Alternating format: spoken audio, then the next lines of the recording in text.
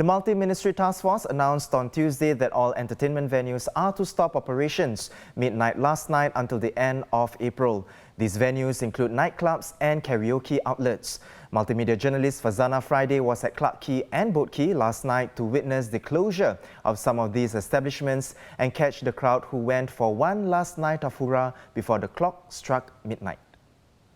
Last weekend, bars and clubs saw crowds ignoring social distancing advice. I'm here at Clarke Quay. It's the last night where bars and clubs are allowed to be remaining open, and the scene is quite different. Starting tomorrow, they have to be closed until April 30th. Though pockets of patrons are still visible, it's clear that many have decided to take on board the message to stay home. We speak to bar and club owners as well as those looking for a last hurrah about how they feel with the month-long closure. To begin with, it's actually a very short notice to all the operators. Suddenly you have to close, given 2 days of notice to shut down the business is we are unprepared. Of course, if you are financially, if you are strong, you may sustain for a couple of months, it's okay, but it will be very hard on us who are in the small and medium enterprise. 1 month, it's a very long period. Tonight, surprisingly, it's basically pretty much empty. Hopefully the government will just stick to only 1 month.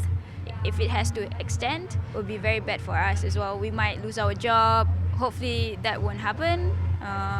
But yes, overall, I am worried. So the month that we are not gonna be open, we're gonna do spring cleaning. We'll do some training for the staff. We just have to make sure that right now we keep ourselves healthy and strong, and then hopefully we get to be back. It's quite disheartening whereby, this is affecting the entire industry, not only our business but the entire industry. I'm worried for all our staff, our bosses, not able to pay, but everything so far it's okay.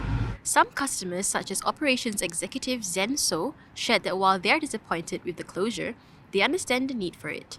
They came into their favourite bars and clubs as early as 8 p.m. for one last night with their friends before a month of detox. We came here because it's the last day before the closure of the entertainment establishments. We understand that due to the current situation, there is a need for these to close. But then we will look forward to end of April. I felt that government is doing the right thing. I mean, for the current situation, this is a better option for us. And somehow it's only for a month. We can do this. Some venues like Canvas Singapore even came up with farewell parties and promotions, but received severe backlash online for their social irresponsibility. Though they did promise to adhere to measures like temperature checks, the nightclub decided to retract the offer and closed on Wednesday. Some bar owners we spoke to said they understood why such promotions were made from a business standpoint, but that they also believe safety to be more important. I believe they want to really grasp the final night of having fun, because they are going to be going on a detox for a while. We really do not know how long is this going to be. I believe it's every individual will want to just chill out, spend time with their friends. Okay, even before the shutdown, we already started having our security guys, our in-house security, to actually scan the temperature and actually to write down the contact trace of each patron actually enter the bar. We are making sure that everyone has a space of 1 meter apart from each group. No group more than 10 packs also. And after everything has ended, we are still going to do the same practice. I think we're going to start keeping it for a while until it really clears out entirely. Then we can start implementing new orders, stuff like that. Businesses with a restaurant license are allowed to remain open, yet some have decided to do their part to help the situation. A staff member of one bar restaurant said that they will still close until April 30th because they believe in playing their part in being socially responsible. As midnight sees a halt of business in some venues, the main hope here is that these closures will help shut down COVID-19 in Singapore. Fazana Friday for the Straits Times.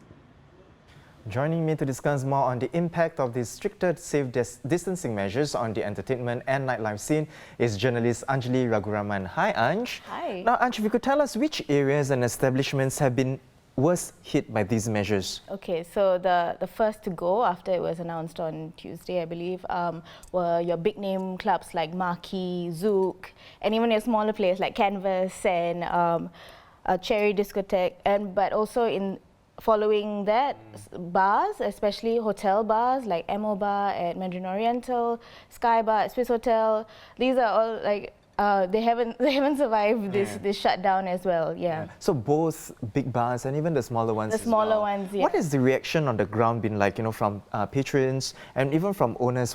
What are they most worried about? Okay, so the immediate concern is cash flow, obviously, because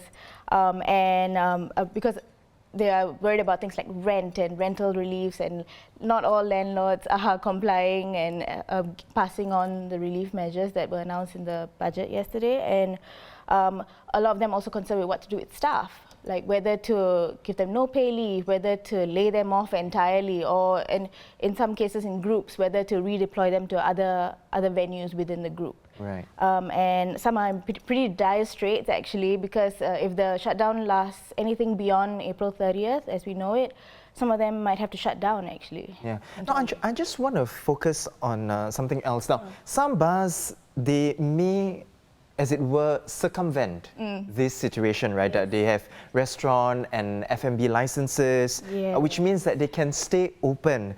It seems like a grey area. Is it likely to become an issue further down the line? It already is an issue actually. There's a lot of uncertainty because, like you said, there's bars that have restaurant or like food stall licenses that are continuing to operate in areas like Amoy Street and Telok Ayer and Keong Siak Road, but in cases like in Clarke Quay and Boat Quay, it's pretty clear cut. They're just like, they had to shut down. The police said, okay, no go, you have to shut down.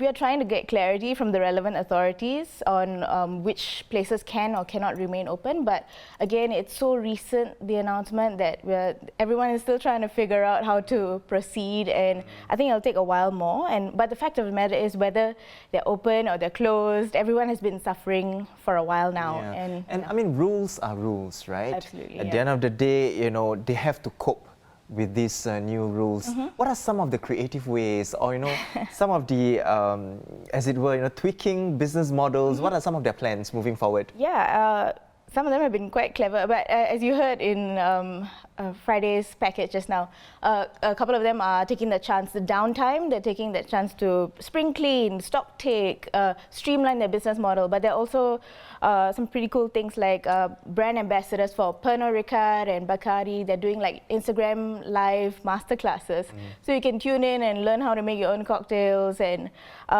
another thing that's happened is that a lot of bars are doing takeaway cocktails now and home delivery for cocktails. So that's coming out in a story that I'm working on for Sunday, Sunday time. Okay, so there's something to look forward to as well on Sunday. And also, I think the way patrons are responding is pretty interesting as well. A lot of people have been doing virtual happy hours from home because they can't go out to the bars anymore, right? So they're doing Skype or Zoom parties and like making their own cocktails at home, and that's also in my story that's coming out on Sunday. So there you've heard it from Anjali's story on Sunday that's coming out, that is talking about how bars are getting creative, and even patrons as well getting creative with their cocktail fixes. Yes, absolutely. Right? Thank you so much, Anjali, and that was Anjali Raguraman sharing with us the impact of the latest strict safe distancing measures on the entertainment and nightlife scene.